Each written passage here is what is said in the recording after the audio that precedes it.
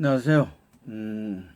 19번째 평생교육 슈퍼비전에 관한 내용인데, 지난 시간에 18번째는 슈퍼비전의 그 기능을 세 가지 나누어서 설명을 했습니다. 행정기능, 그 교육기능, 지지적 기능, 지지기능이라 이렇게 하죠. 그리고 세 가지 나누어서 설명했는데, 이 시간에는 그 세 가지 중 그 행정 기능이 뭔가에 대해서 얘기를 하도록 하겠습니다. 평생교육 그 행정 기능에 관련된 내용을 알기 위해서는 거기에 대한 어떤 그 고려 사항, 선행적으로 이해할 내용이 있는데, 그것에 대해서 한 네 가지 정도를 말씀드리겠습니다. 우선 평생교육 프로그램을 운영하는 게 평생교육기관이죠. 평생교육기관이 설립된 그 목적과 이념, 뭐 가치 이런 것이 있겠죠. 예를 들어서 여성을 위한 평생교육이면 그 여성들의 어떤 그 사회적 참여, 여성들의 지위 향상, 여성들의 권익 향상, 뭐 다양한 것이 있겠죠. 또 예를 들면 직업교육기관 같은 경우는 거기에 관련된 그 설립 목적이 있을 것이고, 뭐 일반 교양을 중심으로 하는 공공기관을 주로 하죠. 그런 것에서는 거기에 맞는 그런 것을 하게 되는 그 상위의 설립 목적이 있을 겁니다. 그 설립 목적을 이해해야 거기에 맞는 그 행정 기능을 할 수 있다.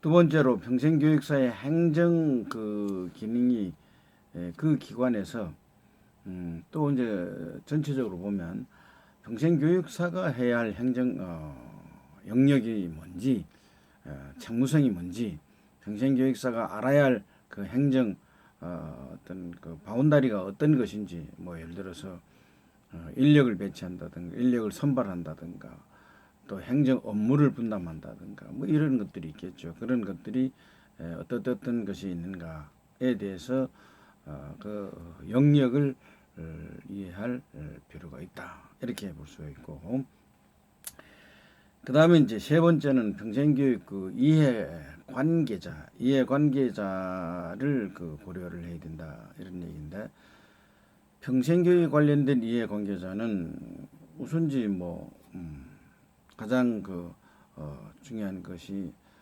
학습자, 배우는 사람들이 어떤 사람들인가, 또 가르치는 사람들은 교강사 어떤 사람들인가, 그 다음에 이제 거기에 관련된 비용을 대주는 사람은 어떤 사람인가, 또 그 시설이 평생교육기관이 있는 그 지역사회는 어떤 특성을 가지고 있는가, 이런 것에 대해서 이해를 잘 해야 된다, 이런 얘기죠.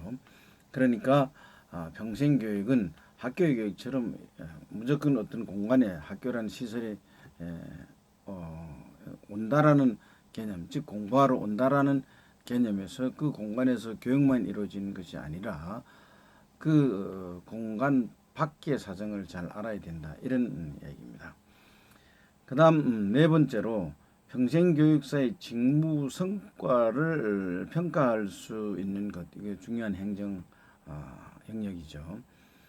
평생교육사가 막연하게 일하는 것이 아니라 일한 내용을 체계적으로 잘 했느냐, 또 잘못된 게 있으면 그것이 무엇인가 피드백도 갖게 되고, 새로운 어떤 그 연수도 받을 수 있는 기회를 가지고 체계적인 어떤 평가를 통해서 그 평생교육사가 보다 나은 일을 할 수 있는 그런 것에 대해서 알아야 한다.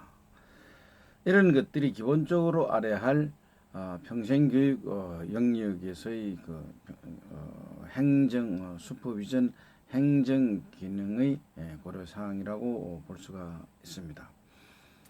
그다음에 이런 그 고려 사항을, 소위 기본적인 그 이해 사항을 이해하고 평생교육 행정 기능을 위한 전략, 슈퍼비전의 전략 좀 더 잘하기 위해서는 어떻게 하면 좋겠는가 이런 것에 대해서 여러분과 같이 생각해 보겠습니다. 행정이라는 것은 하이라키 어떤 서열이 있어야 되죠. 첫 번째로 보면 지 체계에 따라 행정이 행해진다, 이루어진다 이런 얘기. 지휘체계라는 것은 위에 제일 기관장이 있고 기관장 밑에 뭐 예를 들어서 공공기관이라 이러면 시장 밑에 국장이 있고 국장 밑에 과장이 있고 뭐 계장 뭐 팀장 일하기도 하고 교관 쭉 이렇게 이제 내려가니까 행정 라인이라고도 할 수가 있겠죠.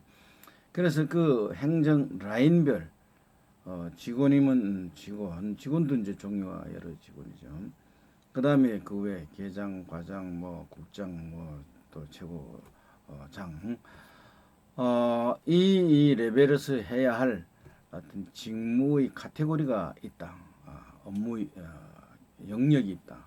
그런 그 업무의 분담을 잘 해야 된다. 개원이면 개원이 해야 할 일들, 직원이죠. 그 다음에 계장은 계장이 해야 할 일, 과장이면 과장이 해야 할 일, 국장이면 국장, 그 다음에 장이면 최고의 장이면 최고의 장이 해야 할 일에 대해서 알아야 한다. 그 다음에 두 번째는 평생교육기관의 고려사항에서도 약간 얘기됐습니다만 가지고 있는 목적과 해야 할 일에 대해서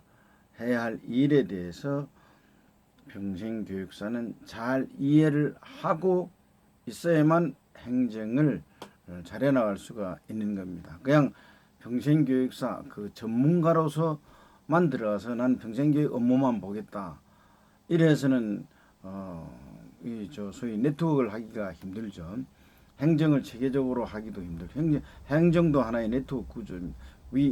행정은 주로 위아래의 수직적 네트워크가 강하다라고 볼 수가 있는데 이런 그 수직적 네트워크를 잘 하기 위해서는 그 기관이 갖고 있는 설립 목적과 그 목적에 따라서 윗사람은 어떻게 하고 그 뒤에 어떻게 하고 또 나는 어떻게 하고 이런 어떤 역할은 지위에 따라서 나오는 거죠. 지위라는 것은 내가 직원이면 일반 직원이면 일반 직원의 지위가 있고 그 다음에 계원이면 계장이면 계장의 지위, 과장이면 과장의 지위, 국장이면 국장의 지위가 있는 것입니다. 그 지위에 따른 어떤 그 역할은 무엇인가에 대해서 알아야 된다. 이런 것들을 체계적으로 알고 있어야 이 프로그램 또는 그 평생교육을 집행하기가 수월해진다. 이런 얘기. 서로 책임을 회피하게 되면 이게 네가 할 일, 내가 할 일 이렇게 하면 안 되죠. 그 다음에 업무의 효율성, 즉 슈퍼바이즈의 잠재 능력을 최대로 발휘할 수 있도록 해야 된다. 이거는 슈퍼비전이 갖고 있는 기본 개념이라고 볼 수가 있습니다. 슈퍼비전이 슈퍼바이저와 슈퍼바이지와의 어떤 관계니까 그 관계를 어떻게 하면 효율적인 어떤 그 관계 설정이 될 수 있느냐 이런 것들이 대단히 중요하죠. 그래서 효율적인 관계 설정을 위한 방법을 같이 협의를 해 나가야 된다라고 볼 수가 있는데 같이 나간다는 건 뭐냐면 개원과 예를 들어서 평생교육사가 일반 개원이면 일반 직원이죠.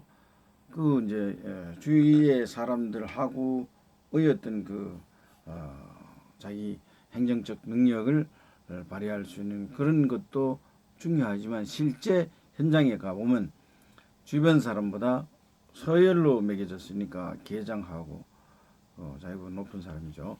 그 다음에 또 필요하면 과장하고 이런 얘기를 통해서 과장은 슈퍼바이저가 되고 계장도 슈퍼바이저가 되고 개원은 슈퍼바이지의 행정적 특성에서는 그런 서열 구도를 갖게 된다라고 볼 수가 있는 것입니다. 그래서 우리 평생교육사들이 전부 슈퍼바이지가 되는 건 아니죠. 세월이 흐르면 평생교육사도 고참 평생교육사가 나오고 계장도 나오고 앞으로 시간이 지나면 뭐 과장도 나오고 그렇게 되겠죠. 그런 어떤 바이저와 슈퍼바이지와의 어떤 관계 설정을 직급 소위 이제 서열 구조를 통해서 잘 네트워크가 될 수 있도록 상호 간의 협력 체계를 가질 수 있도록 해야 된다라고 볼 수가 있습니다. 그 다음에 이제 이 슈퍼비전 업무의 모니터링 및 평가를 실시를 해야 되는데, 이건 뭐냐면 슈퍼비전이 이루어진다는 것은 슈퍼바이저와 슈퍼바이지와의 어떤 네트워크, 예를 들어서 계장과 계원이 이번에 우리 프로그램을 어떻게 육과 원칙에 따라서 어떻게 운영하고 언제 어디서 누구를 대상으로 운영한다라는 이런 계획을 이렇게 딱 잡아놓으면, 행정적인 어떤 절차에 따라서 잡아놓으면 그것이 이제 바람직하게 잘 되었는가 안 되었는가를 모니터링이라는 것은 뭐 평가하고 비슷하겠죠. 한번 시뮬레이션을 한번 돌려보기도 하고 그 영향도 또 효과도 또 만족도 이런 데 대해서 미리 한번 예측을 해본다, 이런 얘기죠. 그 다음에 이런 슈퍼바이저와 슈퍼바이지와의 어떤 슈퍼비전이 일어난 후에 슈퍼바이지의 능력에 따라 또 이 직원을 배치하고 직원을 선발하고 이런 것들이 능력에 따라 이루어지는 것이죠. 예를 들어서 계장이 이제 국장 밑에 계장이 있죠. 계장 밑에 새로운 직원을 선발하게 되면 이 직원을 어떻게 소위 이제 배치를 해서 일감을 주느냐, 행정적인 어떤 일의 영역이 있을 거 아니에요. 그런 이런 일의 영역을 잘 할 수 있도록, 그래서 선발도 잘해야 되고 배치도 잘 해야 한다, 이런 얘기죠. 그 다음에 그런 슈퍼비전을 통해서 그들 간의 직원 간의 업무를 조정하고 갈등 관리를 잘 할 수 있게 해야 된다.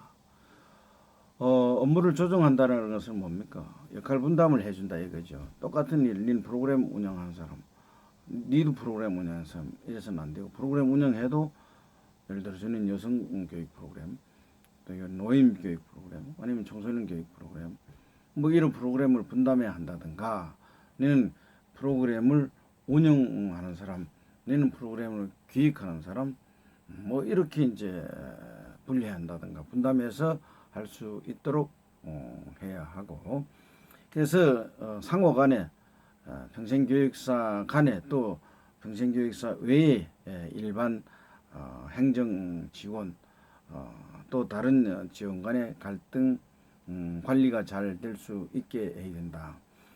그 다음에 조직의 변화와 지역사회와의 연계가 잘 될 수 있도록 평생교육사의 능력이 향상되도록 해야 된다. 즉, 평생교육사는 그 조직 내에서의 인적 네트워크만 가지고 일을 잘해낼 수가 없고, 거기서 행정만 잘한다고 일을 잘할 수가 없죠. 지역사회, 학습자가 나오는 그런 지역사회를 잘 이해해야 되고, 또 학습자가 지역사회에 돌아가서 그 프로그램에 대해서, 그 평생교육 기관에 대해서 좀 더 긍정적이고 이해도가 높은 소위 그 사람들이 다 홍보 요원이 되는 거죠. 이해도를 잘 소위 지역 주민들한테 알려줌으로써 그들이 여기서 배운 내용, 또 배우는 여러 가지 어떤 그 환경, 또 배웠을 때 나타나는 자기 만족, 이런 것들에 대해서 지역 주민들한테 알려주게 되면 이 평생교육기관은 좀 더 발전할 수가 있는 것이죠. 그래서 이제 행정 기능은 대단히 중요한 어떤 업무의 특성을 지니고 있다라고 볼 수가 있습니다. 평생교육사가 행정 기능이 좀 약한데 이런 슈퍼바이저를 통해서 일반 행정을 전담하는 그런 고참들한테 또는 직급이 높은 그 직원들한테 이런 업무를 잘 배워서 평생 교육사의 입장에서 행정 업무를 잘 수행하도록 하게 하는 것이 평생교육 관점에서 슈퍼비전의 행정적 기능이다라고 말씀드릴 수가 있습니다. 감사합니다.